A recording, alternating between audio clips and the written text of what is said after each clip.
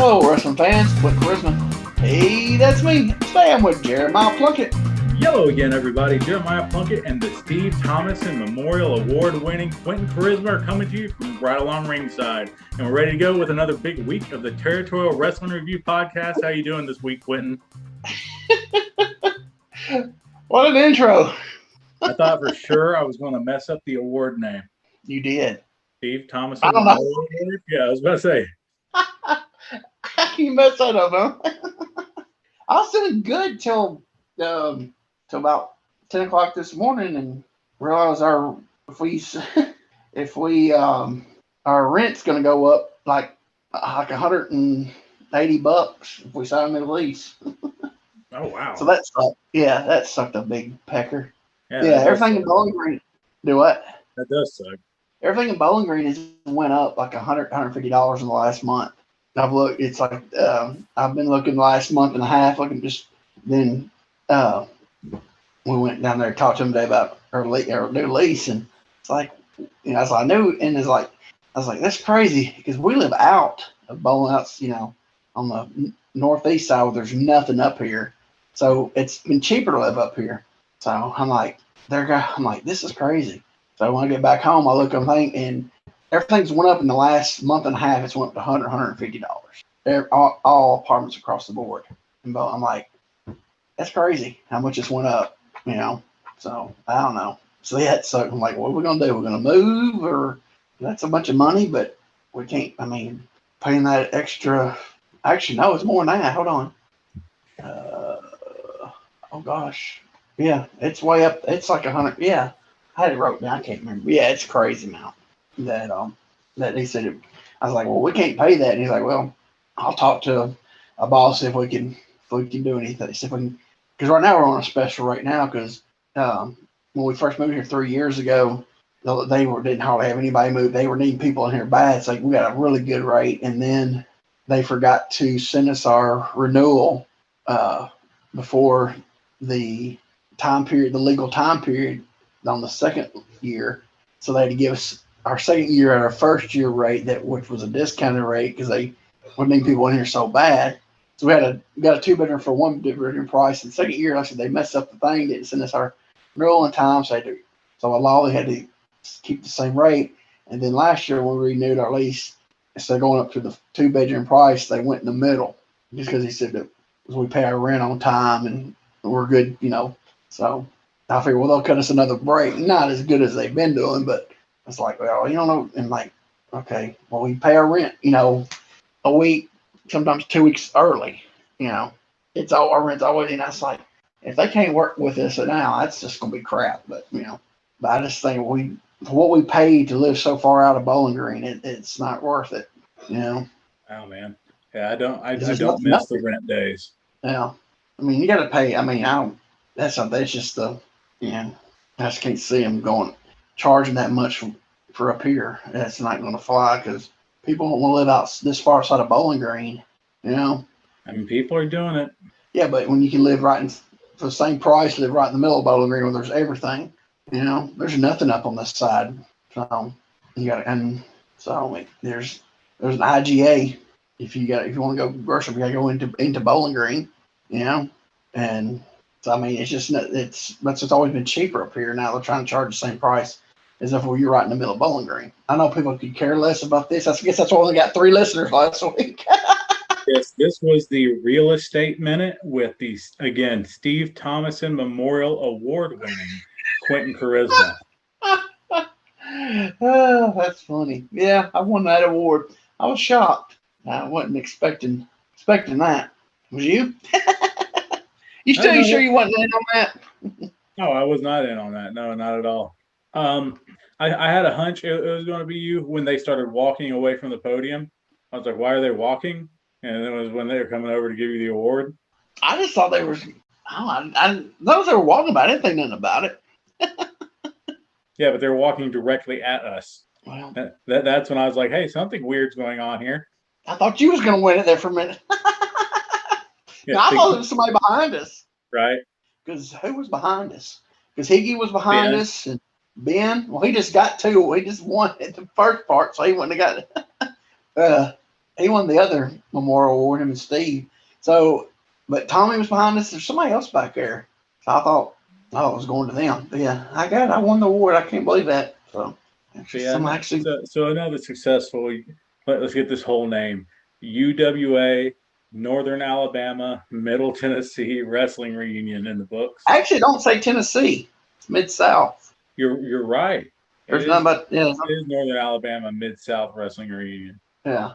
And that was the lowest attendance we've had since we've been having it. That was I don't know if COVID hurt it, because last year it was during COVID, but it was like 6 more people last year than this year.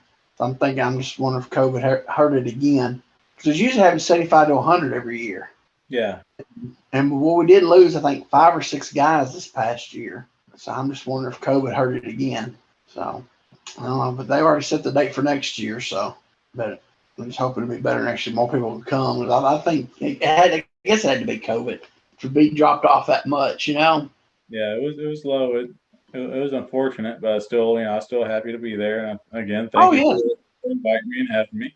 Well, thanks for being my chauffeur. Hey, you got a Terry payoff out of it. Yeah, there you go. I about text you and told you that. I was wondering. I was like, he's gonna say something about it. He never does. I'll have to mention to him. Oh, I also fought texting him. And it was much more enjoyable for the same amount of money. Yeah, I appreciate you helping me get there. So, no, man, it's cool. I always like meeting the guys of the generation before. I like seeing you run into people you haven't seen in forever. I love when you don't recognize them and it takes a minute. Yeah, that's how I saw. Johnny Gilbert was there. Yeah, that's specifically the one. Like, he's walking toward you, and I can see that you're like, I'm not quite sure. And then when I was looking, because he came about 4 years ago, or was it 5 years ago? It's been a while since he's been. And I was looking at him. I was like, is that him or not? And then I got closer. And I was like, oh, it's Johnny Gilbert. Yeah, what did he come? Let's see, was it 14? I think he came like in 14, I think. Yeah, I'm pretty sure. It's been a while since he's been. Or it might have been 50. I can't remember. I can't keep up my years. Yeah, actually, I hate there was a low turnout. I just think it's because of COVID. So hopefully next year we'll get back to, the 7,500 people that we usually have. So. Yeah, I hope so too. And we always, we got a couple wrestling reunions to look forward to a year now. So that's always cool. Yep. So, yeah, it's, I had fun. But, all right. What we going? Oh. There, it's right in front of me. I was going to say, you're bringing us there. We're pretty sure we're going to Houston. It's I got on mine since April 16th, 1982. Nick Bockwinkel versus Dick Slater. Was yours uploaded by CWA Memphis? Yep, sure was. Yeah, this is Houston Wrestling. I do think it's funny that CWA Memphis uploaded Houston Wrestling. Stop! My thing just took off. Let me rewind it there. I hit the thing and why am I mute my pause? There it goes. Pause button wasn't working.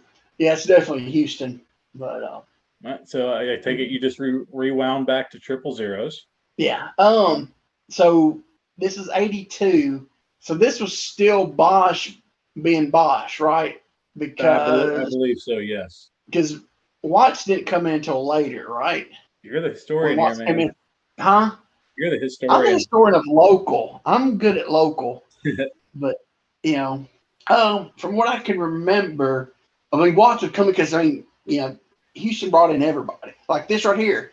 Nick Bockwinkel was AWA champion at this time, but he's working in NWA territory. Basically, it's an NWA town. I think when Watts, they still worked there, but it wasn't. I don't think it officially come to Watts town until 85, 84ish maybe, when him and Bosch partnered up with Houston. So I think this was Bosch still, where he just brought everybody in from everywhere. Because I don't ever remember Slater working AWA in the early 80s. So it's Bosch. Oh, I found a letter. I know I'm getting way off again. You have to get me back on track here. I hadn't read it all, but did you ever hear where Race and Bosch had a falling out? I didn't. Okay, well, sometime in this, I think it was the late 70s or early 80s, when Harley had the belt, he no showed Bosch, and they had a falling out. Somebody has found the letter that he wrote. I guess I don't know if he wrote who he wrote. I downloaded it, hadn't read it yet. I don't know if it's, but it's on Bosch. It's on the Houston Wrestling letterhead and all that. And I saw at the bottom where it said his name and he signed it. I guess it was to whoever was the NWA president at the time.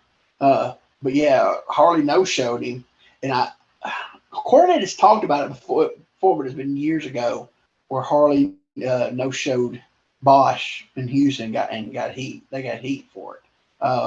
But yeah, somebody's found the letter, so I got it downloaded. I haven't read it yet, but we'll talk about it next week. But I just thought it was cool that I found that today when we're watching some Houston stuff. So that is cool, man. Yeah, I can't wait till you report back on the next show and let us know what it says. I'll send it to you too, so you can look it over. I thought it was just cool because, like I said, I've heard bits and pieces through the years, and then somebody has, found something new. We'll talk about that later too. Sure. All right. So we're 000. If you don't get going, I'm gonna keep talking. Yeah. All right, man. So if you're 000 out, you're ready. I'm ready. We'll hit play in 3, 2. Did you tell them where to find it and all that? Yeah, we went over all that. Oh, sorry. All right, just for one more time, it's CWA Memphis over on YouTube. Nick Bockwinkel versus Dick Slater, April 16th, 1982. We will hit play in 3, 2, 1, play. And I got the big NWA. Oh yeah, on definitely demand. Houston. Definitely Houston. Yep. When wrestling was real. Man, Slater, yeah, Sammy used to call him.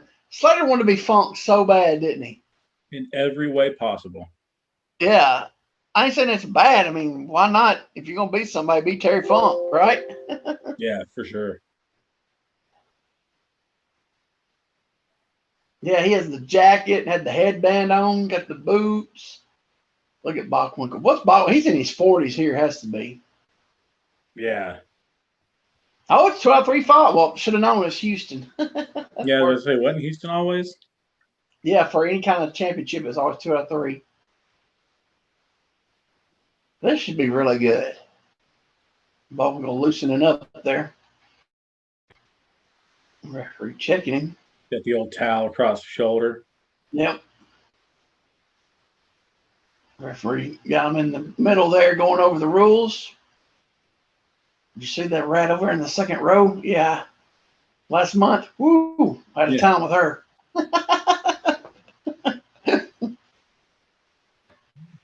Had to hand out the towel. Here we go. Yeah, he's like we don't got a Heenan. No Heenan here. No. Man, it's like it's Terry Funk, man. Wow. Back in the ropes. Gonna get a clean break. Yep.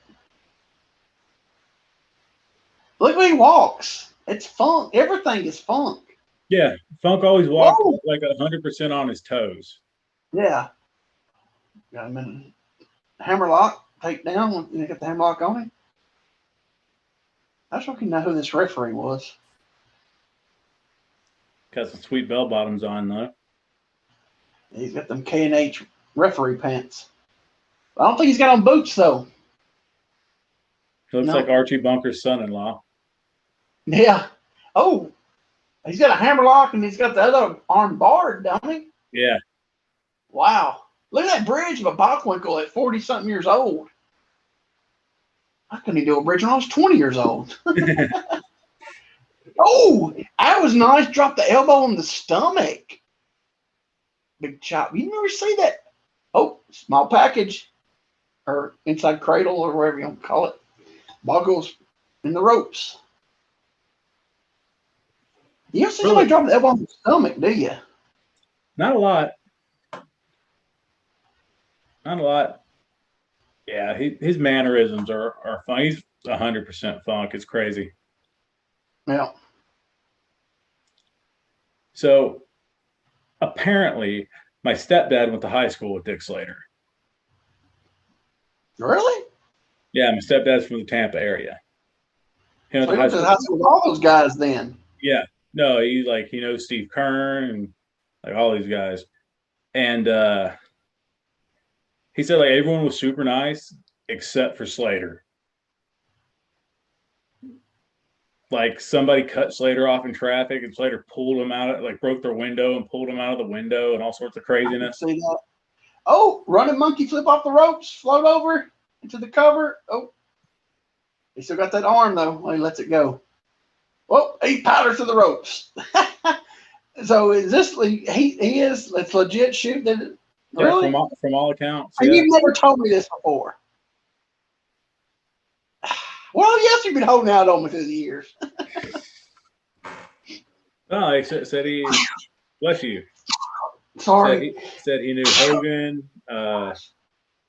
Said he knew Mike Graham. Did he just do a wrist lock takeover to a head scissors? He did the old like front face lock takeover. Front face lock take. Okay. I was sneezing, so I couldn't see. He's got that working the head scissors. That's crazy. You've never told me all this. Like I said, I don't know how well he knew them, but he knew of them, was around them growing up. That's crazy. That's what everybody says, I grew up with quick charisma. They do. I hear it everywhere. Yeah. Oh, nice. Popped out of the head scissors to the side of the headlock. Seems like Bockwinkel's starting to get a little more aggressive now. Oh, suplexed him. He's just trying to hang on. Yep. Slater's very aggressive. It's been very aggressive. Bockwinkel always did that good. Like he did it just as good as Flair, as far as like he's trying to hang on. Look at that. Oh! What? Oh, man, it's rolling the pile. I like that. Bockwinkel powders out. I like that a lot. That was good right there. It was like a fish out of water, but it wasn't a fish out of water where it's kind of like fish out of water, but with a roll, I guess. It was realistic. It was because it wasn't really smooth, because that would be hard to really do smooth. Yeah, the part of the fish out of the water that's always gotten me, it's like when you're doing that fold over press and they press your head down and you cut the flip and you land in a sunset. Like there was none of that. No. Oh, he got You gotta drop toe. You got a toe hold on them. That isn't. I usually don't see them like that. It's just the drop toe hold. You don't let go. Yeah, that's what I'm saying. But usually. Oh yeah, no one does it into the actual toe hold anymore. Yeah, that's what I'm saying. See. I think it's because it's a weird transition to get to anything else. Yeah. But I teach it, and I've never seen one of my students do it. Buckle, grab the headlock, shoots him off, big tackle. Another drop toe hold, holds on to it. Yeah, another drop toe hold, kind of. Yeah.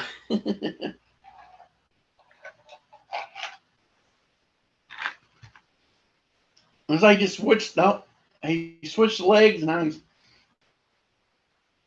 kind of got him figure forward. I guess you want to cut I don't know what you call that. Reverse Indian Deathlock.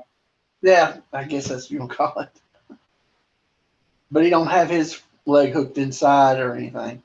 Yeah, he's just kind of got it crossed at the ankles. Yeah. Is he pulling his hair? Oh yeah. Yeah, rush him to get out of the hair. Oh. Got a cross face on him. Oh.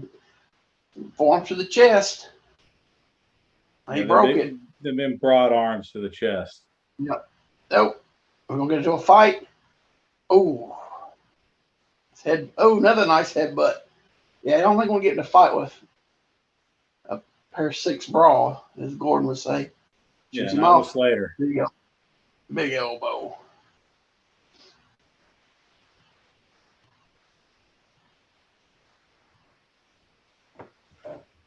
Slowing it down for a while. Did Slater ever have any really big runs anywhere for a prolonged amount of time, or did he always just keep getting in trouble and sent somewhere else?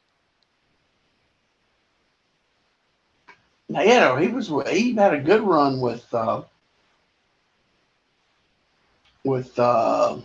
Watts.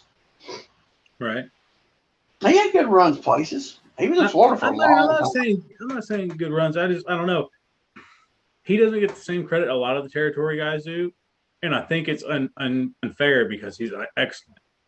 Well, he stayed in Florida for so long too. I think that he's just notorious. He's just known for Staying in Florida. Stayed in Florida, which the man, nobody home.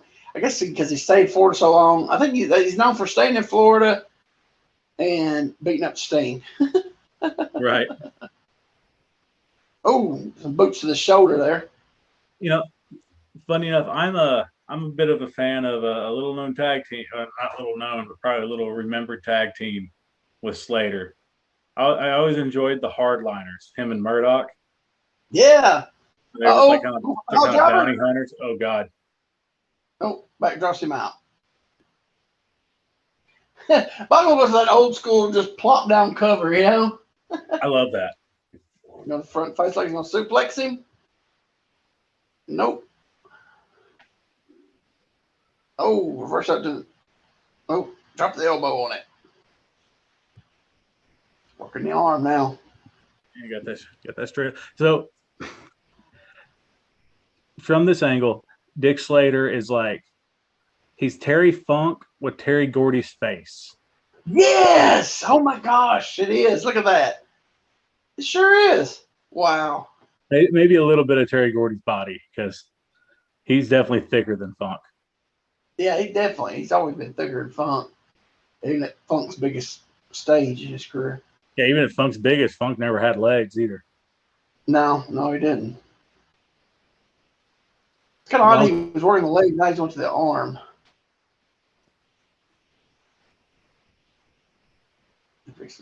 Bockwinkel's going to fix him to a spot.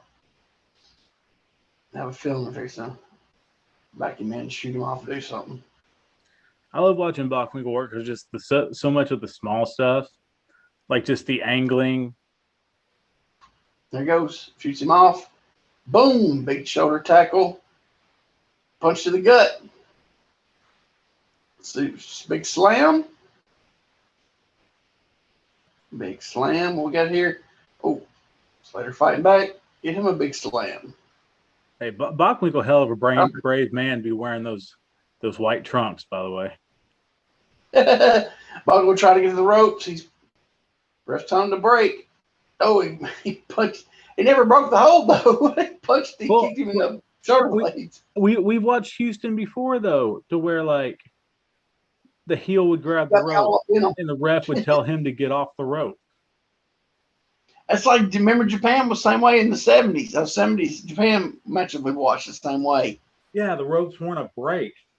You got to be fully entangled in them. You just couldn't grab them. What do you call that? It's a hammerlock with your foot. Yeah, but that's nice. He really has nothing. Oh no! He like the other foot should be like over in front. I know I'm nitpicking Dick Slater, like I have any right to do that. Like just watching it back, you can see the holes in it, right? Oh yeah. Like, but back then you didn't think about it. No. Well, if he had the other instep into the wrist and then he back bumped, perfect. There it is. But it's just a little thing you didn't think about then. Now it's like, oh. Yeah, you're watching. You think, he's got his arm. That's it, Yeah, well, but back in the day, you'd get away with a headlock with a grip that wasn't realistic. Well, it's in the way it's in Bockwinkel selling it too, so you're not watching to see, Exactly. And the way Bockwinkel's selling it about flipping over from it. Yeah. People are clapping out there. It's Slater's humping the air. In the second row. I should look in the second row going. Oh yeah, he's losing his mind. The little kid liked it. But I mean, let's go to that though. If this is realistic right now in the position they're in, like dude's arm would have been broke off by now because there's so much torque right there. Yeah. So I've worked some guys put on hammerlocks that was about to break my arm. There you go. Look at that. That's nice. I mean, Kinda it's like crazy. So before we are going on the air, I was Hammerlock literally Scissors watching. there. Yeah, Like a Hammerlock Scissors. before we're going on the air, I was legitimately watching Billy Robinson stretch people, and he was talking about putting on a back hammer like this, and he's like, you get it up to the back, and then you pull straight backward, and that's what sends the shoulder out. Like that's nice. Look, he's wrenching when he's bringing it back and bringing that leg back over. Yeah, no, that's nice. really cool. I've never seen that before. I didn't either. Is he gonna make him break this time? He's making him break that time. Just because he had his whole boot on it, maybe. I don't, or he's prolonged on. They're not even consistent with their. It's like a Memphis referee. Yeah, there you go. Exactly. Oh, Bockwinkel firing up. Slater's head down. See, no set. Yep. Boom. Look. He takes that. You know, it's like, oh, big running headbutt. Is he going to do another one? Have a hard head gimmick that I don't remember? Huh? Does Slater have like the hard head gimmick that I don't remember? I don't know. Well, Funk used to do those running headbutts too. Harley did them. Funk did them. Yeah, but Harley did them more than Funk. Neither one of them no-sold. Oh, he just took a back bump on that floor. Did you see that? Yeah, look. But neither one of them no-sold heads to the canvas. Yeah. Uh-oh. And I was unaware that Slater was Samoan, so. I think he just takes all the Funk and just adds little bits of other people, I think. That's a nice Tommy knee drop on it's gonna be a count out, maybe. Yeah, it was a good Tommy knee drop. I thought he was going to go into the post. Uh-oh, winding up. Boom. I thought he was going to duck and backdrop him over the top, actually, on that one. Yeah. Did AWA have that rule too? I don't know. NWA had different rules, so I don't know whose rules are going by. Oh, double down. Slater's still on the back of his head, like he hit the back of his head. But, Bobby, he would do that slow flop on stuff. Yeah. That slow body flop. There's the headbutt. I guess he's Samoan tonight. I don't ever remember being that many headbutts, No, I don't either. Going to the second one, we got nobody home.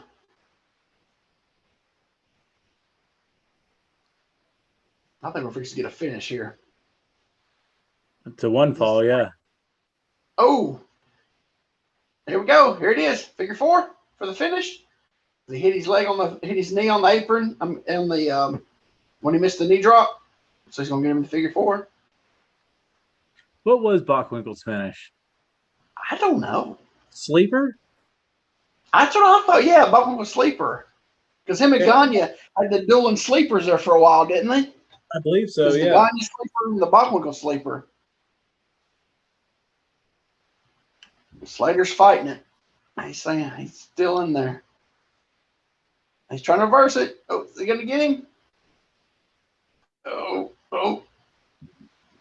Oh, he reversed it. Yep. Momentum carried. Yep. He's in the ropes, tangled in him, so he's definitely got a break. He's got most of his body in there. I can't believe they do a finish off of that with being 3 falls. Yeah, I thought it was going to be 2. Oh. Ram the knee in the pole there. Some skinny poles, isn't it? Yeah. Weird edit right there. I don't know what it was. But yeah, they didn't even do nothing. Why they edit? I look for a bad glitch in the film. Is that going to be the finish? Wow. Yeah, all right. Okay, I wasn't expecting that. I figured it was going to be a submission with the. Yeah, no, hung him neck first over top rope. Yeah. Slater's selling that leg. We'll get a. I was like, what's the guy that has a towel? Is he selling autographs? All right, they cut out the. Yeah, that was like a 10-second delay there for the intermission between the falls, so they edited a lot of that out. Yeah, Slater's selling that leg. Bach wants to get back on that leg. Here he goes. Dang, Bachman's been aggressive with those kicks, ain't he? Yeah, just going crazy at him. Yeah, he's usually more methodical on stuff, but he was rapid fire.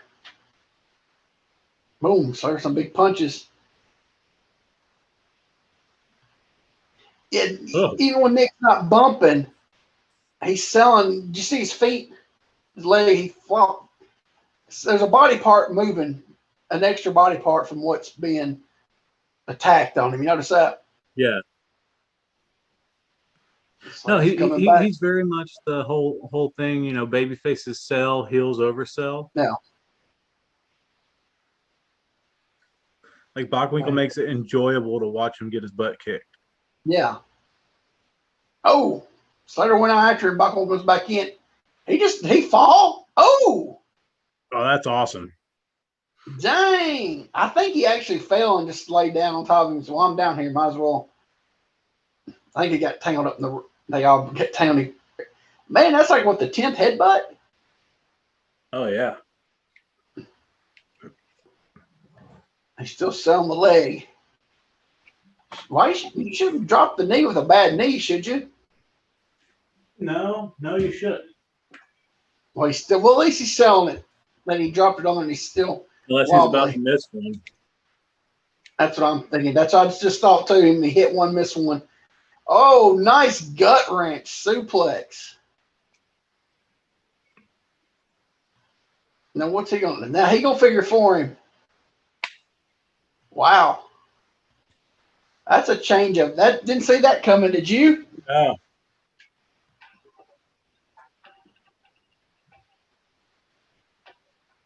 Bockwinkel's. Here's another question while we're at it. What was Slater's finish? I don't know, because he almost really didn't have finishes unless they're on their job matches. And I said I hadn't seen a lot of Florida of his stuff from.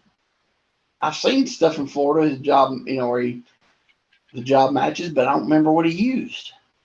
I mean, they all usually had holds, right? Like, yeah, a lot of them were holds back then.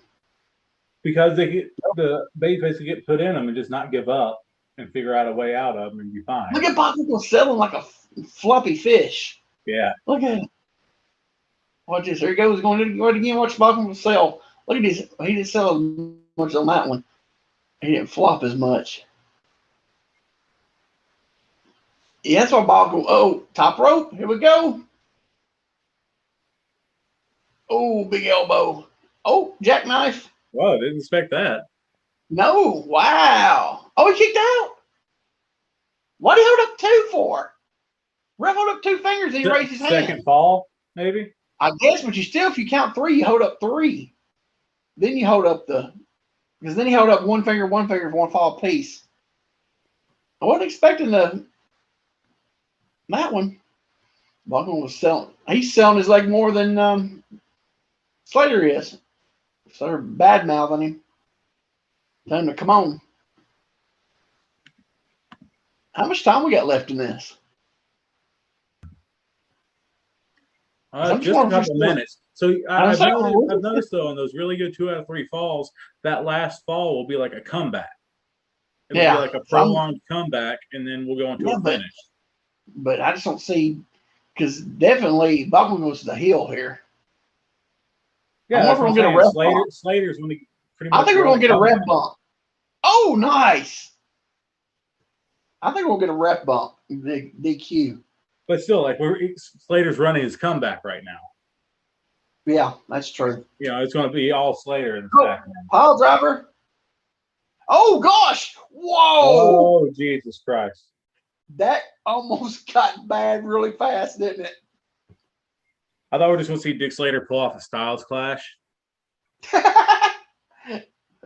Oh, he's going after Bockwinkel on the floor. It's going to be a count. It's going to be a count out. He's getting him some big punches on the floor. Slater's back in. Bockwinkel's coming back in. I think it's going to be a ref bump. You just said a count out. Quit changing your mind. I don't know. Big suplex by Slater. You got to hook the leg. You don't get Bockwinkel. Another big slam. Oh, no, backbreaker. Nice. Here we go. Oh, do you see Bockwinkel grab his tights? Yep. Oh, you got the spinning toe hold on him now. Bockwinkel trying to punch his way out of it. That makes sense because we know who he wants to be. Yeah, there you go. Wants to be one of the Funks. So I get the spinning toe. I thought he was going to grab into a small package. I did too. I thought they were about to do the Flair Steamboat finish. There we go. There's your ref bump. Oh, dude, he ate that bottle over the side of his head. You see that? Yeah. I think he tried to hit the bottom in the middle, but he missed the middle and hit the bottom all side of his face. I was getting rolled up. 1, 2. Oh, 1. He's got his tights. Was that 3? I think so. I think it was 3. Yeah, it was 3. Bockwinkel had a 2 handful of tights. Yep. Yeah, ref wasn't in the best position though. He's looking right at it.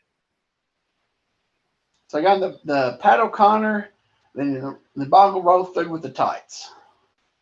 Oh, he bumps Bockwinkel off the apron. Yeah, definitely Slater was more the baby face than Bockwinkel. Bockwinkel was definitely the heel. Oh, for sure. Yeah, I think the people are. Yeah. Boom. Yeah, people cheered when he got. Oh, that was it. Yep, that was it. Oh, yep, that's it. Yeah, because when he bumped him off the apron there at the end, they cheered. Yeah, it was really simple and it went really fast. It seemed like it did go fast, but it was good. I think that's why it went fast. It was bad it would have drug out. It's 24 minutes 56 seconds, and so basically 24 minutes when it started. So yeah, it was good. They simple wrestling. They work body parts. They had a few things in between, some slams and stuff like that. Pile driver. That looks. That's scary. He lost him. Then when he got him back, he just kind of fell backwards with it. I think he thought, well, I'll just be safe with it, Yeah. Because he didn't jump or nothing. He just kind of fell back with it. I think. Yeah, because he slipped out, man. And that was like, whoa. Yeah. That was good. That was a good, simple match. Some good selling. Bockwinkel, I just loved the way he sold because no matter what body part or what he was selling, there was always another limb flopping, Yeah. He always did something just a little extra. Yeah, and that flop he would do when he was sell, that body almost like a full body flop, and it was good. Yeah, Slater was, man, he was Terry Funk just all over that. But he even used the spinning toe hold. I didn't expect that to happen. I didn't either. He did it the last part. Yeah, yeah. It's Texas. He did the whole spinning toe hold. But I like how they both had did the figure 4 on each other. That was good. And then you had that hammerlock scissors. That was different. I hadn't seen that before. Yeah, no, I've never seen that either. And then when he bring up the other leg, they bring up that other leg and come down. On top, kept bringing the leg up, coming down. And that was neat. But yeah, just getting it on there was neat. And then he was adding extra to it, bringing that leg up was really neat. It was a good match. It's a match from the 80s. They're not going to do nothing. You ain't going to see a lot of bing, bang, boom. But everything they did counted. It meant something. And I think Bockwinkel had to be in his 40s by then. Yeah, every bit of it. Yeah. Had to be. Can you look it up real fast? Because I can't look nothing up because I'm afraid I'll knock the Zoom off because I'm not too technical in doing stuff. He had to be in his 40s. 82. He was born in 34. 38. Yeah, so he's close. That's close. Still 38. It's still us getting around. B38 still flopping around, working like that. Yeah, he's 38. Wow. But he always looked older. He's one of those. You think of those guys back then? They always looked older than. Yeah. Because that was like, if you think that's 80, he was 38 there, and so in 72, you see pictures like him and Stevens from like 72. He was only 28 then, but he looked like he was in his late 30s. Yeah. I guess the way he presented himself, Well, people looked older back then. Yeah, they did. Yeah, that's true. Definitely. But yeah, like I said, there's nothing flashy. Good little 2 out of 3 falls. I've noticed a lot about Houston we've watched. They all to be just good sound wrestling. Yeah. Nothing really sticks out flashy. Just been good, solid wrestling matches. Everything they did meant something. I liked how they actually, when I did the figure 4, was getting the heat on with the figure 4, and then the another one turned around and started doing the same. It was like, wow. You usually don't see, you see them reverse a figure 4, but you don't see somebody working the same body part, with the same move in the same match. Yeah, usually. That's kind of odd. Yeah, it was different. It was different stuff. But like I said, everything was good. I was shocked that we didn't get more brawling from Slater. Yeah, this was a very technical match for Slater. Yeah, because he can wrestle. He wrestled. Well, stuff I have seen from him in Florida, he wrestled too. But it did, by 82 he was really, But I thought we would get more. But he wrestled more than he punched and kicked, really. But we got the 10 headbutts. At least. Yeah, I didn't know that was. Yeah, I wouldn't expect that. And I remember you said earlier talk about him and Murdoch, or what were they called? The Hardliners. Hardliners. That gimmick was about 10 years too late. Can you imagine them doing that in the late 70s, early 80s? Oh yeah, they were awesome. Yeah, they've been really good. Because they were. By that time Murdoch he done bloated up and body was beat up. And by that time Slater's body was beat up by then too. So you imagine 10, 15 years younger, that would have been a really good tag team and a good gimmick for them for that, because it was, because you think about them, they're the outlaw, butt kicking bounty hunt, a bounty hunter, saying? Yeah. They're the ones that you pay the bounty to go put somebody out, It was a big thing in the 70s. Yeah. Take the money. Actually, wasn't Slater? It was Slater and Orton that Harley paid to put Flair out in '82, yep. Wasn't it? Absolutely. That's right. Yeah. So that gimmick would have. It sucks. It was in the late '80s of WCW, or was it '89, '90? What time period was that? I think it was. Yeah, I think it was maybe even early '90s, not even late '80s. Okay. Is it '89, '90, '91? It's around there somewhere, probably. Yeah. So if that would have been 10 years earlier, that would have been really. They could have really did something with that. So, or 15 and 70s, when, like I said, when the bounty gimmick was every territory babyface had would have a bounty put on them. Especially like a tag team, they would come in the territory, run roughshod. Yeah, that would have been really good. Just a little too late. But overall, it's a good little match. I was happy with it. Like I said, it had that something different because, like I said, I thought it was going to be a lot of kicking and punching from Slater, but he wrestled more than that, so that was the different part for it. So what'd you get? What'd you overall? I thought it was a really, really solid match. It was Bockwinkel doing what he always does and makes it look like he's going to lose. He did that just as good, if not in some ways better than Flair, because Bockwinkel always did it some different way. Whereas the more you saw Flair on TV, the more you saw there's a bit of a formula. While still a great formula, and he'd always hook you, Bockwinkel always did something different. He kind of molded his match against who he was wrestling.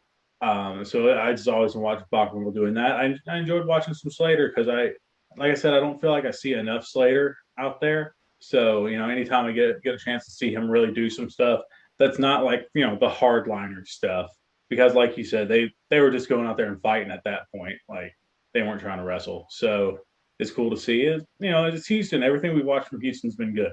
Yep. Sure. Yeah, it has. That's why we've talked about how many times before how there's not a lot of full matches out there of stuff in America in the 70s and 80s, except for this Houston stuff. So we go to it and it's always been right spot on, Yep. So where are we going next week? Oh, we're not going. You're going to Florida. Not next week. I am going to Orlando next week. I'll be in Disney, but So in you're not going to call me and we can do it. Hey, it's Zoom. We don't got to be together. I joked with the wife that we were going to do that. She was not happy. Yeah, I don't think I would even joke about that one. She's like, well, I will be at Animal Kingdom. Yeah.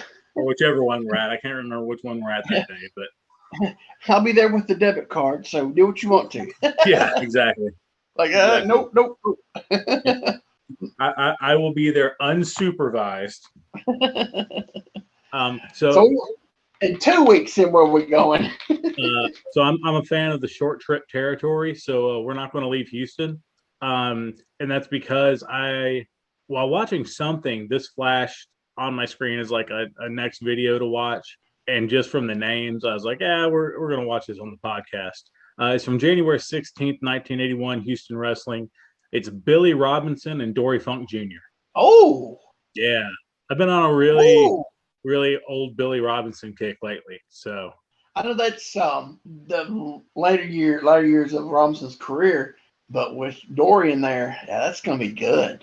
Yeah, and old salty Billy Robinson, you know what I mean? I feel like Dory. Anytime I've ever seen Dory with someone who's really technically good, Dory he's almost a bit of a prick when he wrestles. You know what I mean? Like, I don't know how to describe it. There's a certain aggression when he's with guys that are supposed to be, wrestling tough guys like him. Mm-hmm. Dude, okay, when I watched that match with him and Tommy Gilbert, and this was years later, both of them are old salty vets. It was from the Eddie Gilbert Memorial show that Ian Rotten did. Oh gosh. And like he's hammering some shots in on Tommy and stuff like that, like wanting Tommy to give them back to him. If Tommy didn't hit him hard enough, he's not selling. He's making Tommy hit him. So he's got this old salty vet pride. Yeah. So I have a feeling being in there with Robinson, who's also old and salty, like I think it'll be really good and probably a lot snugger than we think it'll be. I think it'd definitely be snug. Definitely. I don't know. He said 81. Yeah. I don't know. Robinson's coming off his Memphis run. He'll be fine. I know. I'm just ribbing. Yeah, it actually probably be better because he's had to work Memphis or try to work as much Memphis as he could for that year. He's probably looking forward to getting back to being able to do some stuff with somebody, Probably excited to get a decent payoff. He was probably doing decently well in Memphis, I'm sure. Yeah. But I'm sure he made more on this shot for Paul Bosch than he probably did the rest of the week in Memphis. I'm sure the Houston payoffs they were great. So Territory was down at 80. They still made good money. I'm sure he made more in 1 week. Well, he was gone by 81. So this may have been him on the way out. He was gone from Memphis in 81. I remember what led to this. I was watching I'd come across a World of Sport match. That was Billy Robinson and a guy named Leo Johnson or something like that. But it was Billy back in World of Sport, though, after, he had been gone from Britain for a decade. Yeah. It'll be good. So it was pretty cool, yeah. I think it'll be because, like I said, he's been in Memphis that whole year before. So him getting to go back and get out. But actually, there's a match I want to see. I haven't. And I think it was from Memphis. It was Tony Charles against Billy Robinson from Memphis out there floating. I think that's where it was from. Oh, I bet that'd be good. That'd be good. The people in Memphis probably like, what is this? Grab his hair. Didn't Tony Charles have a weird gimmick name? When he worked in World Class, he was Checkmate under a hood. That's it, Checkmate. Yeah. He was.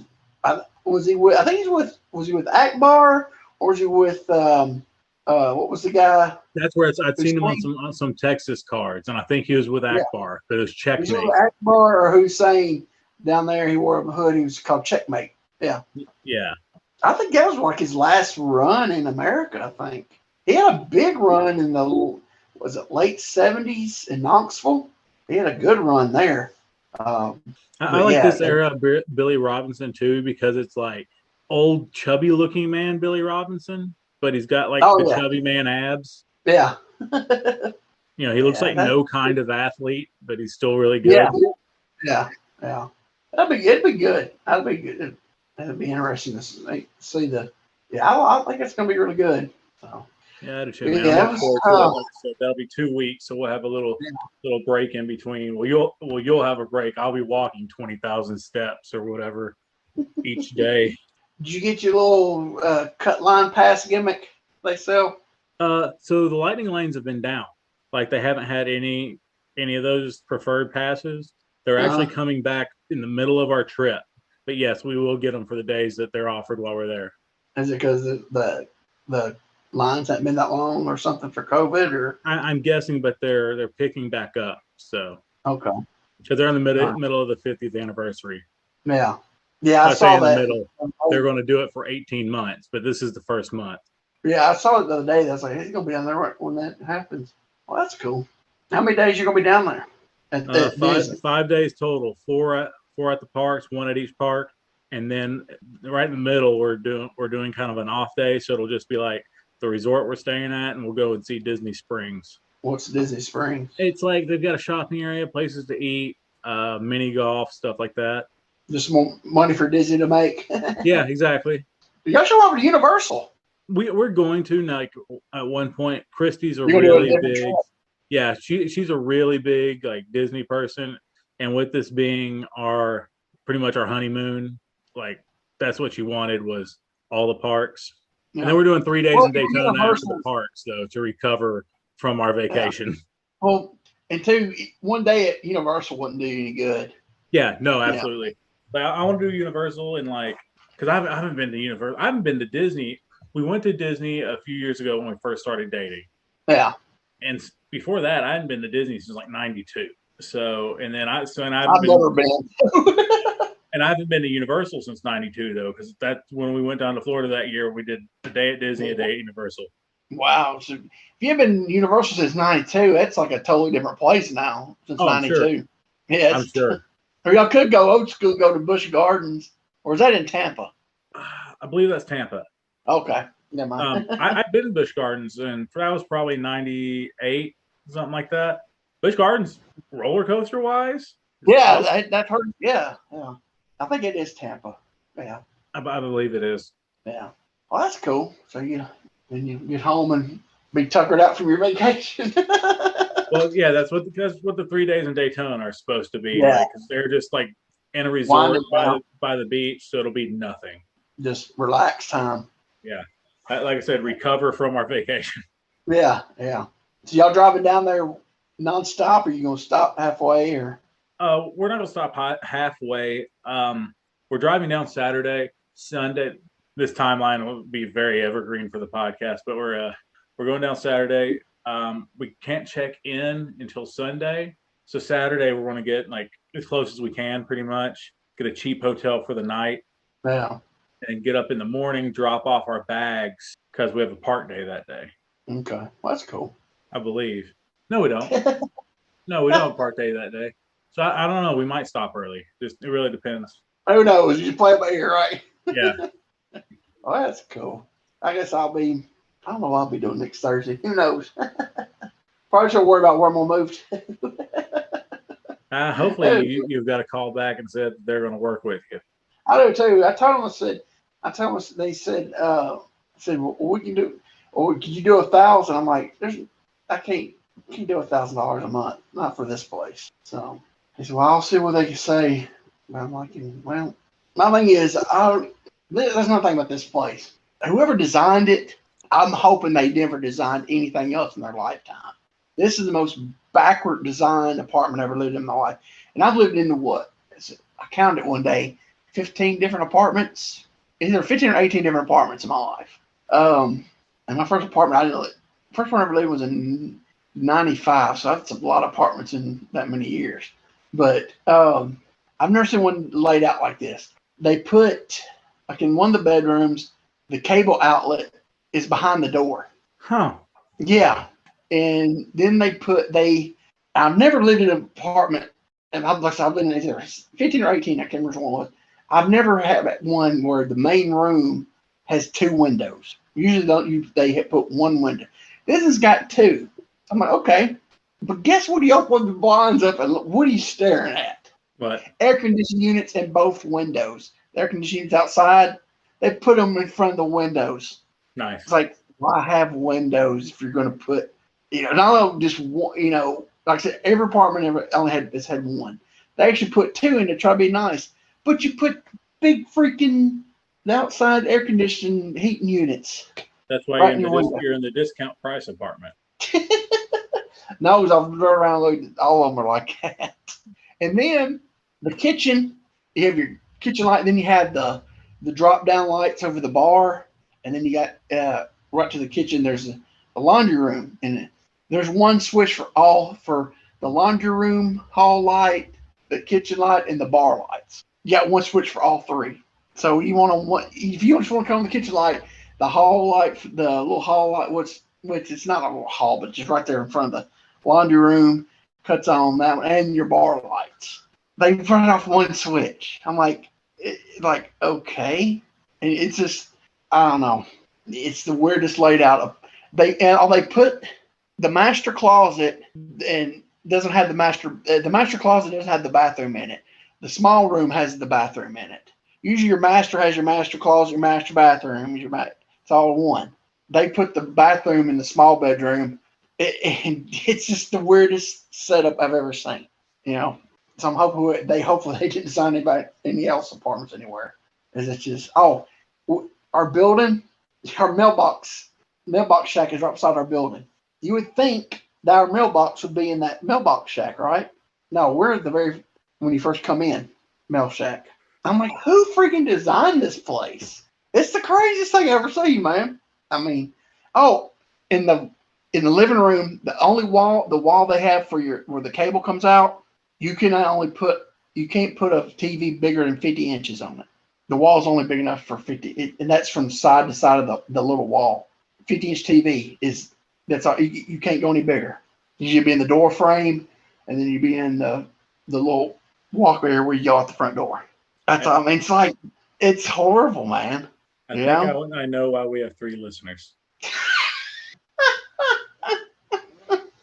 Well, okay, cut me off then. Let me still ramble. But I don't want to move. I mean, I don't like none of the stuff. Just moving in general sucks. So moving's the worst. Nothing's good about moving ever. No, and I've moved so much in my lifetime. I'm tired of moving. Yeah, just want to stay planted and ride it until it won't go anymore. Yeah, exactly. So, but I just hope I don't know. I've been stressed all day. I found some places in Bowling Green cheaper, like a lot cheaper than what I don't know what they're going to work with or not, but for what they said they're going for, and what these other places I found, they're a lot cheaper, but just moving's what I'm dreading. Yeah. Even though it's almost it's like we'll be paying all that extra month be worth not having to move. I don't know. So, and I'm not able to move. I just can't move stuff physically anymore. I mean, beforehand, there's no problem. We're in a U-Haul, but now physically, I just can't do nothing. I can't even walk. I can't even walk without almost falling over. So I go. That's how I go to the bathroom. I got to use a handicap stall.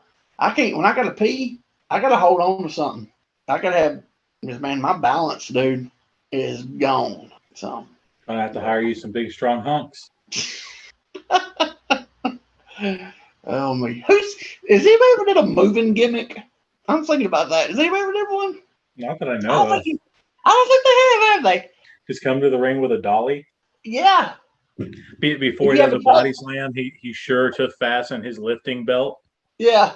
With if you have a tag team, the guy could stand on the dolly and he can wheel him down there on it, Oh, and I thought you liked wrestling in its serious days.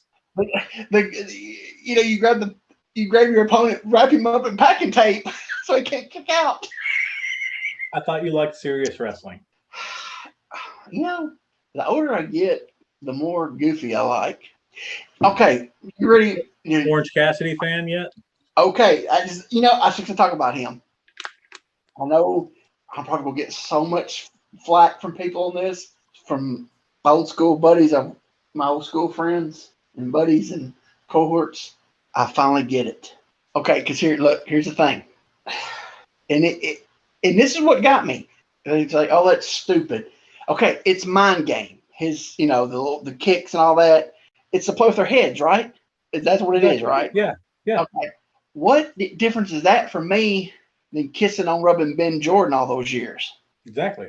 Mind games. Yeah. That was always to get him off his game, or whatever, young baby face I was working, good looking baby face I was working, doing all the gay stuff to get them, Yeah, no, exactly. That's exactly what and the other day I was like, I get it now.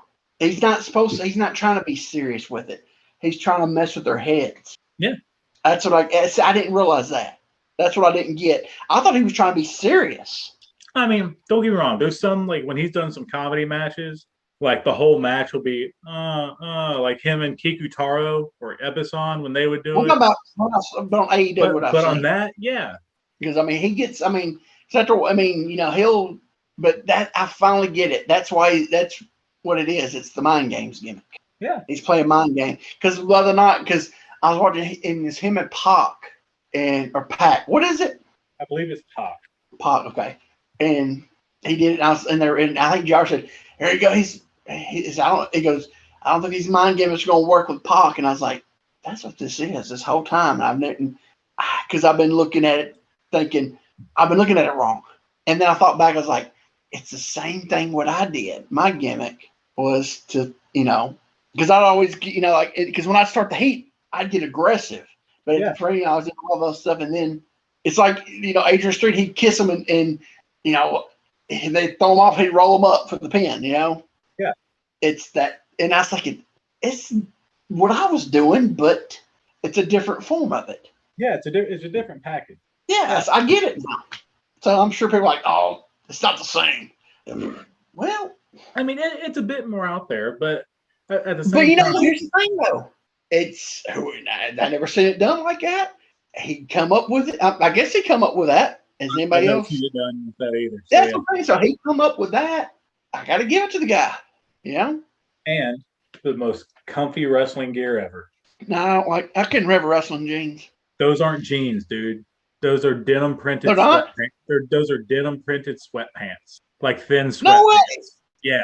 Those aren't jeans, bro. Oh crap! No. I thought they were jeans. No, brothers living the good life. Oh my gosh, that's even better. Yeah, those are glorified. Those are glorified sleep pants. If you'll notice, if you look at the belt line, like he don't have belt loops. He's got a tie. I know he has the drawstring, but I've had some jeans before. Back in I had those Levi's where I remember having some jeans at some point that had a tie too when I was younger. Yeah, I think I had a pair of Bugle Boys too that had it at one point. But I just thought, it's a style or something. That is crazy. Dang. Yeah, no, those are light cotton. Wow. I'm pretty sure they may be denim. They make denim joggers, but I'm pretty sure those are like the jean sweat jogger things. Wow. Well, yeah, because the ankles he has their elastic ankles. Yeah. I bet wow, that's awesome. But yeah, I finally get old boy now. And like I said, some people might not agree with my old school people might not agree with me. But that's why it finally clicked after all this time. And it was that little thing of I think it was JR said, he's doing these mind games ain't gonna work with Pop. And I was thinking, mind games, and it all clicked, So I put two. I was like, it's basically what I did when I was in the gay gimmick. Let me get you some opinions on people before we go. Then, just while we're on the subject, what are your thoughts on Daniel Garcia? Okay, if I want to watch MMA, I'll watch MMA. But there's so many guys that's doing that hybrid style, MMA, submission, wrestling. You know what I'm saying? Yeah. So it's here to stay. For that style, he's really good. His match with Punk was pretty good, I thought. Yeah. It was pretty good. Yeah, for that style that like I said, it's here to stay. He's good at it, I think. What do you think about 2.0? Was it me and you talked about this the other day? That dude, they're heat getters. They're heat getters. I've only seen a couple times in the ring. They didn't look bad. They looked like everybody else. Kind of, nothing stands out except they can get that old school cheap heat from the crowd. Watch, which is, watch more of their dark stuff. I haven't watched this week's yet.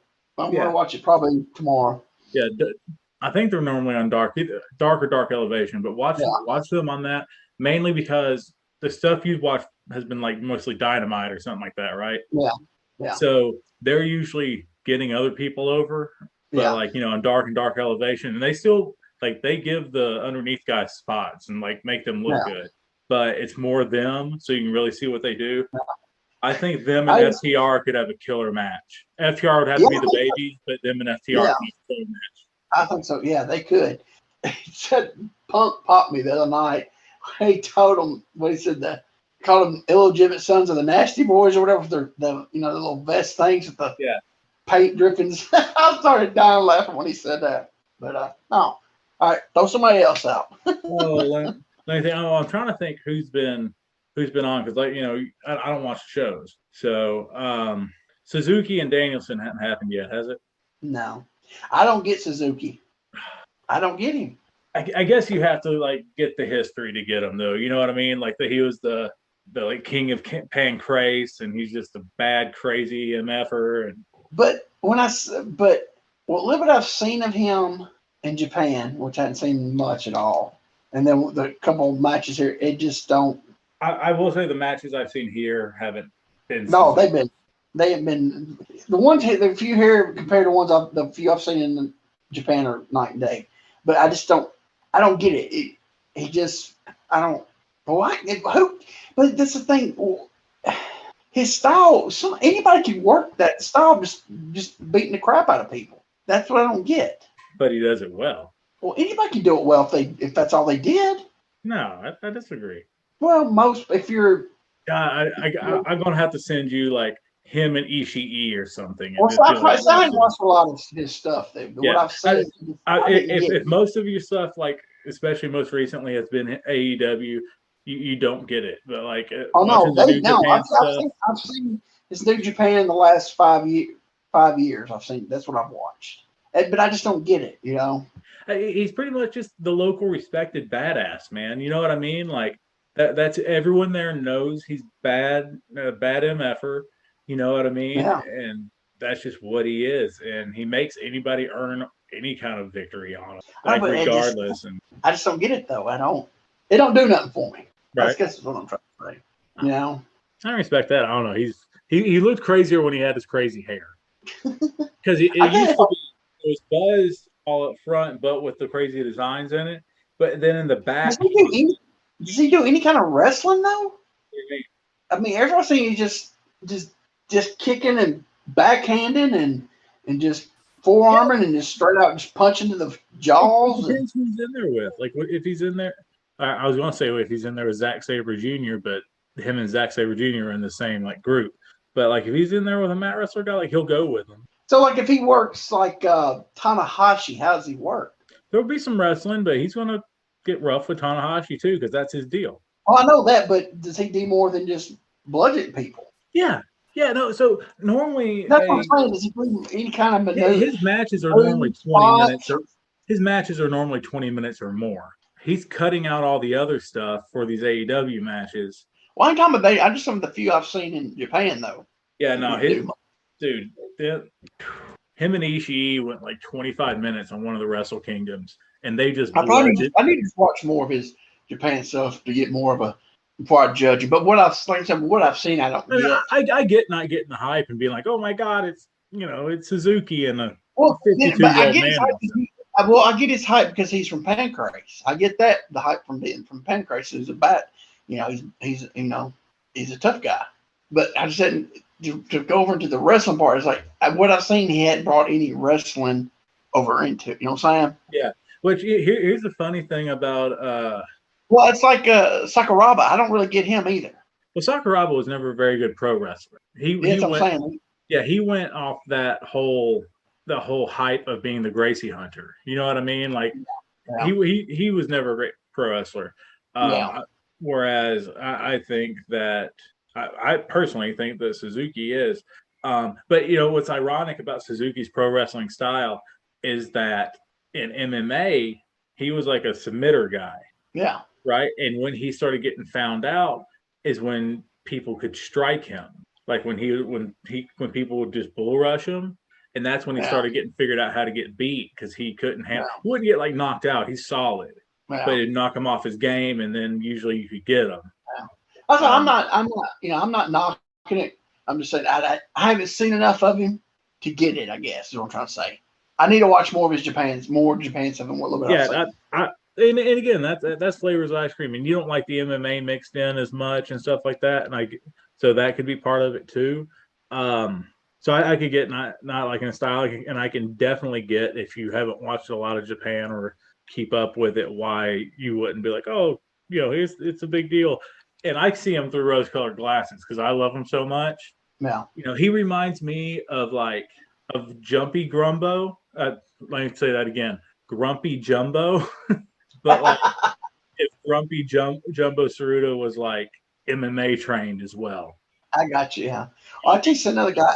I like the salty old vet guys. I don't know why. It's funny. Yeah. Because you're getting there. You're getting to be one. That's where I'm getting in my brain. Who else? So while we're at Suzuki, God, I'm trying to think of people who I wouldn't think I would know your opinion on. While we're with Suzuki, crap, I just blanked on his name. Oh, Archer. Not a fan. Not a fan? I've never been a fan. I don't know. It just what I've seen. I don't know. Well, he's gotten better since back when his Dallas days or whatever it was called. Oh yeah, for sure. I hadn't seen enough of his Japan stuff, but they pretty much just crapped on him over here in AEW. Brought him in as a monster and demonsterized him. I feel like he's kind of lost in the shuffle for sure. Yeah, I think he's an excellent worker, but I feel like he's kind of lost in the shuffle.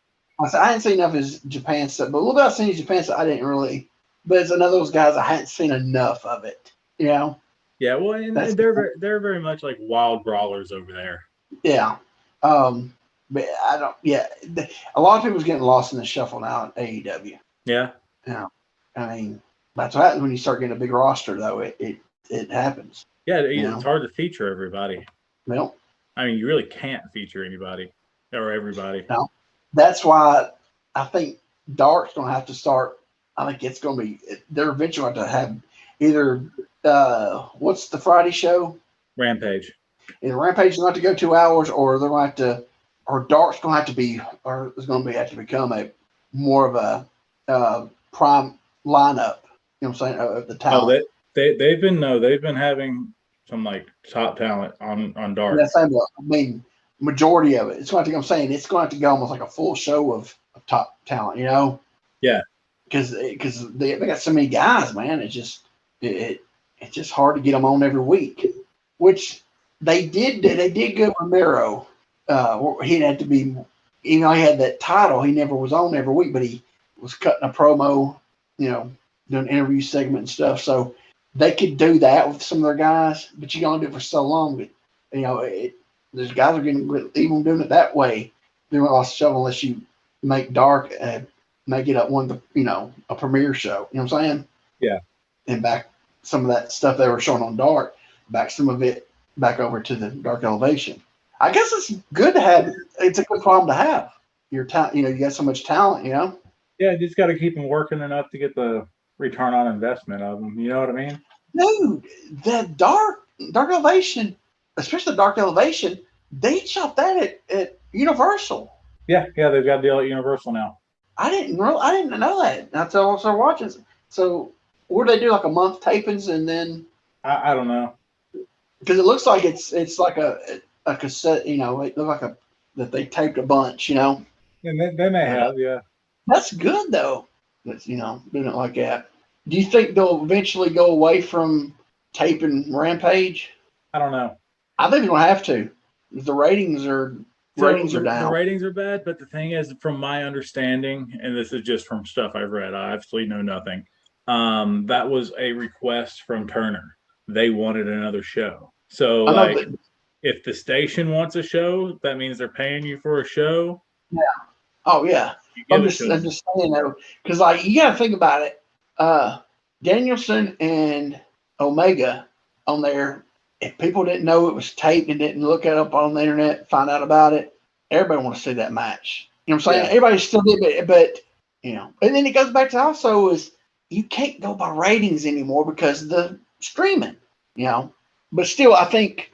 Well, but here's the thing: does TBS are they going by those ratings, or they just if they get? I mean, because at 10 o'clock on a Friday, Yeah, it's a terrible time slot. I mean, if you get 500,000 people, that's probably more than you're gonna get and watch reruns of Seinfeld. Yeah. On a Friday night at 10:30 at 10 o'clock, what they use the show, Yeah. Seinfeld or Friends or. Hey, and they ain't got Conan no more. That's another reason I think they got them on. They had something to be on at Friday nights at 10. It's Conan's gone. There's during the week, and that's a big deal. Yeah, but I don't think they're really going for. I just like I said, for what if they get 500,000 for a Friday night at 10 o'clock? That's better than any kind of programming they will have to put on. Like I said, well, they have Seinfeld, Friends. What else they show on there? It's just whatever reruns they can get the rights to. Yeah, reruns. That's what they show. So that's it's But dude, after you showed me the hose belt, that's their logo on. I thought TBS, but that's their logo on everything TBS now. Yeah, is that small T? I thought I didn't know this. I was like, man, they should have spaced that up because I was sitting there. Me and Dana was watching the ball playoffs the other night, baseball playoffs. I said, look at that logo. What do you see? TBS. I said, you don't see hose? She said, oh my gosh. So it's on it. So I just thought that was just a different design they use for the belt, but that's their actual. That's the logo they put. That's the font they use now on all their TBS stuff. I was like, wow. Yeah. Need to increase that spacing just a little bit. Yeah, they should have. Because once somebody puts it out, it shows it. It's in your head now. That's all you see. Yeah. So, but I thought it was just for the belt. No, it's on all their stuff, their TV, that's their logo for everything. It's that small T with that B right there. Yeah.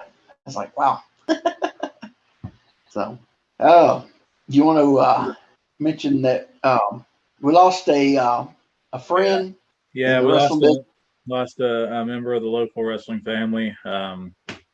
Jennifer Morton was a valet around the wrestling scene. She's been on again, off again for a lot of years. But she passed away due to complications from COVID this past weekend. She's a real good person, man. She was around when Buzzy and I and Carrie had real hands-on with booking Tullahoma. And we were trying to bring, people that they don't always see in. So we're calling in favors from all our boys, in Illinois and Indiana and, that area to come through on brother deals to try to spice up the show. And without fail, man, she had a big house and she'd offer up her house for all the boys to crash at. And it would always be the spot to be on Fridays after shows, you know what I mean? But it didn't matter who, you know what I mean? Anyone who passed by, as long as you were respectful enough of the house, she had a place for you to lay your head. She was always the life of the party. The quick to tell you that she was the princess of the Mortons. But yeah, Jennifer Morton. What was she in WMF? What'd they call her? In WMF, she was Double D. Yeah, it stood for something. I saw that. It's supposed to be for Delicious Dawn, but yeah, it was also a Chesky reference. Yeah, it was the WMF. So they had to have another little sidebar to the Double D. I remember when I first met her, she knew that I'd watched WMF or something. Like somehow she knew there was a connection there. She's like, "Hi, I'm Jennifer Morton. You may know me as Double D." And I go, "What?" Because I didn't remember. But no, man, she's. They actually just yesterday was her funeral. I couldn't bring myself to go. The past 2 years have been pretty crazy with people passing, and I just couldn't. I couldn't do it. I didn't have. I live up in Bowling Green. We only have one vehicle. I was going to try maybe, but just being up here, then had to work and all that. There's just no way I could have got down. I sent Shane a message telling him I was going to try to make it down there. It wasn't going to happen. But yeah, she it took the little story real quick about her. Shane and Steve Morton, they were working. I ran a show in Mountain Juliet in 95, on summer of 95. I had them on the show. And Shane was working Shaba Shabazz, God rest his soul. He's not with us anymore. And he was black, and and this other girl who actually trained with me, Nasty Nikki, I sent her over there because she was white and he was black. And we were in Mountain Juliet. This is before Mountain Juliet got cultured. And so I was like, that's going to be some heat. Little did I know, Shane gets poop canned on the floor. Nikki's hitting him with the cat of nine tails. And here comes Jennifer out of the crowd and just grabs Nikki by the back of the hair and just, Shane never smartened his family. Shane said never smartened the family up. Not surprised. And so here you got Jennifer just ragdolling Nasty Nikki in the middle of the gym floor. I was like, what the crap? So yeah, it was like the first time I ever really, I saw, and I've seen Shane's mom a few times come out of the crowd. Yeah. That's the first time I ever saw Jennifer come out of the crowd. And then they smartened her up, and like I said, she managed her ballet thing and everything, and then she did off and on, and just different play, when Shane would run and stuff, and so she's been around the business a long time, worked off and on. And she just did it for the fun, and man, she was down for anything. At one point, back at that time when we were running it, we had a heel click, as I feel like you do if you're office, you got to have a heel click, and and we and she was a babyface valet of Biff Byford. He was the top babyface. Like we'd have him murder everybody, but we like handcuffed him to the ropes and jumped her and gave her the old spirit bomb, the old spirit squad. Yeah. Bro, but she was down. I'm like, hey, what would you think about taking that big spirit bomb? She's like, what do I do? And I'm like, just let us pick you up as high as we can and don't die. She's like, okay. Yeah, if I can remember right, back in the WMF, I want to say she took the spear from Big Figure through a table one night. And she didn't mind doing anything you asked her to do.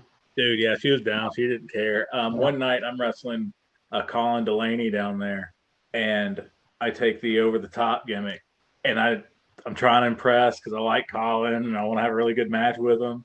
And I jump and I reach back for the rope and it ain't there.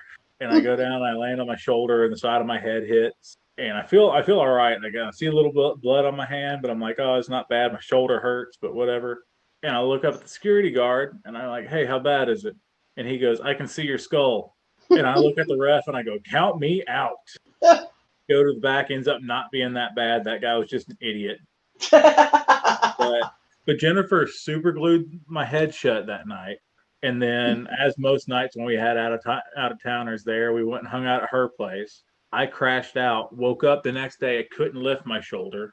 She took me to the ER the next day, man. And she really took care. She was the locker room mom, but like the cool mom who you could drink at her house. You know what I mean? Like, she super glued my head shut that night and took me to the ER the next day for my shoulder. Yeah, I always have good memories of her and everything. So it's sad that she passed away. She was only like 46. She had like 3 kids, I think. Yeah, so yeah, she did. She had 3 kids, and I don't know, man. It's rough, guys. If you have COVID, like start getting treated as quickly as possible. Don't try to tough it out. Yeah, I had it, and if it would have gotten any worse, I would have went to the hospital. But yeah, if you get the inkling in your head that you feel like you need to go to the hospital, go. Yeah. It was me and Dana, my wife, we were on the verge, but luckily we fought it off. But yeah, it'll get you. It's not nothing, Yeah, and if you have any underlying conditions, yeah, it'll find it. That's the thing. Yeah, if you got any, it'll find it and it'll exploit it. Yeah. So yeah, just take it serious if you do get it. Yeah, that's my thing. I'm not big on living in fear and not living your life, like staying in your house. But if you go out and you're around people, wear a mask. Like, you know what I mean? It's that easy. I'm not gonna be a guy who preaches vaccines because it's your body, it's your choice. But like, just be responsible for whatever's around you. And if you get sick, don't go out. Like, get tested, find out. Yeah, that's the thing is Dana's having people come in the pharmacy with COVID, and she's like, "What do you hear? You why to get my prescription?" Send somebody. Well, that's what the whole thing with Walmart was. What's what Walmart had? They did the what's it called? When they come out to your car. Oh yeah. But if you don't, some of the older Walmarts have the drive-through. The new ones, they don't have the drive-through curbside. They had the curbside, and that's what it was for. That's why they went COVID, because they did come up with the curbside. And she's had 2 people in the last 2 weeks come in there with COVID. That's just you don't need to be in a place if you have it, and you know you have it. That's just ridiculous. You know? Yeah. So, but anyway, rest in peace, Jennifer Morton. You'll be missed. Absolutely. God bless your soul. So, let's plug a few things. We've been here too long. We went like so last week because I was bubble gutting.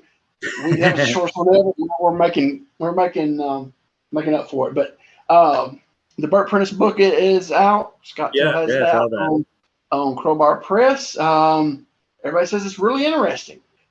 So go to Crowbar Press and pick up that book, or pick up any book. But speaking of books, pick up Indestructible from Chris Michaels autobiography. Yep, pick that up. Go check out my Facebook page, UWA Luthez 1976. And what have I been saying forever? I said there is footage of old wrestling out there. It just has to be discovered. And what happened this week? We found a new episode off the Masters. Somebody's found a new episode, and for in the early 90s, when the 2 episodes of the UWA Nashville 76 was floating around, the early 90s, there was 2 episodes that got floated around in the tape trade things. I got mine really early. Mine was a first generation copy, perfect quality, and all the research and everything. Those were the only 2 shows were to survive. And lo and behold, that was it 91, 92 when those started floating around. So what's that? Almost 30 years, 29, 30 years later, what has happened? Another show has surfaced. Master quality. And that's what I've been saying for years. There is stuff out there. It just has to get unearthed. There was too much stuff for it all to get thrown away or taped over. There is stuff out there. It's in a closet, in a box, mislabeled as something else. At these TV studios and places, there is stuff out there. And this is like the rare of rare. Because I said, for years, there was only 2 episodes known to be survived. Everybody said that, and even before that, when those got unearthed, there was supposed to be none of it survived. And then those 2, and then 30 years later, another one's popped up. And the guy says he might have more. He's got to look through. So, and again, this quality was it's wild. Right off the Masters. Like I said, the one I had was first generation off the Master. So it was basically, but this guy is perfect quality because it's right from the Master. Mine was from the dubbed over from the reel to the VHS. Then mine was the first generation of that. So, but yeah, it just wow. So go check that out. I got the link on my Facebook page, my UWA Facebook page, link to the YouTube for this episode. And it's not Tennessee wrestling.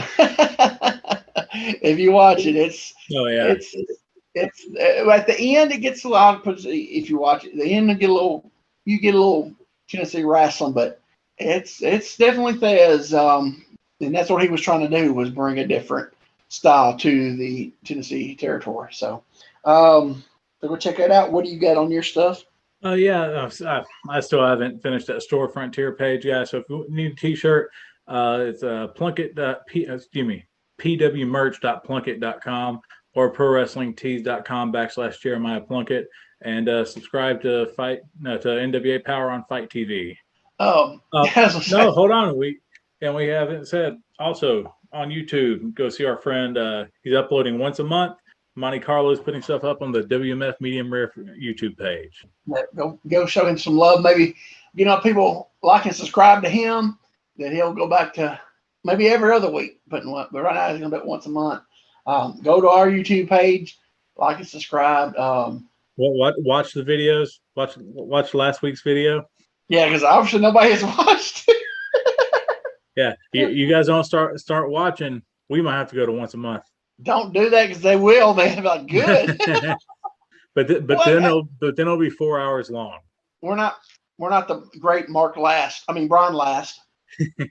I ain't gonna get started on him. Should call him the Great Goof. But anyway, Shots fired. huh? Shots Do fired. it. Shots fired. You cut out, so I don't know what you said. I ain't gonna repeat it. I said shots fired. Bang bang, huh? Well, he wants to shoot on people, so he ain't all high and mighty. Just because he has an ambulance chaser as his attorney. Anyway, you got anything else to add? No, I think I'm good. All right. Well, if you're done, I'm done. Stick a fork in her. She's done. For Jeremiah Plunkett, Quentin Charisma. Hey, that's me. Thanks for listening. God bless. Bye-bye, everybody.